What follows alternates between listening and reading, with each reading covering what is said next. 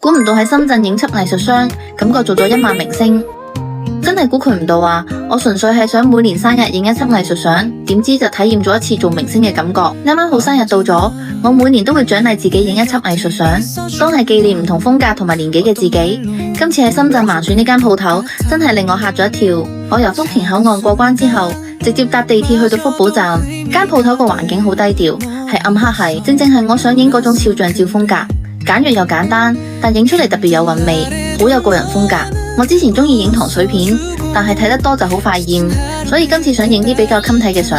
正常流程嚟講，都係先化妝，個化妝師好細心，用嘅彩妝都係幾好嘅牌子，化出嚟個感覺好有氣質，真係唔錯。之後就係揀衫，佢根據我嘅氣質同埋喜好，推介咗2套俾我，我覺得都好靚。之後就開始影相啦，估唔到影相嗰陣時先至係真正做明星嘅時候啊！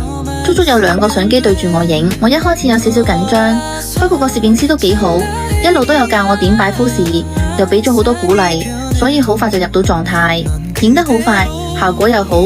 2套衫好快就影完咗，等我換完衫就可以揀相啦。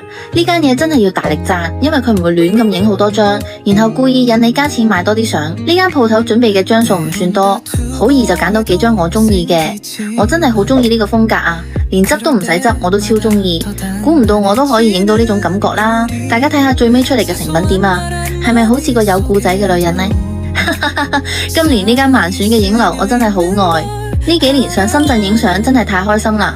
喺香港影1套嘅價錢，我喺深圳可以影4、5套啦，而且風格超級多，服務又係超好㗎。香港搵錢，深圳使，果然好和味啊！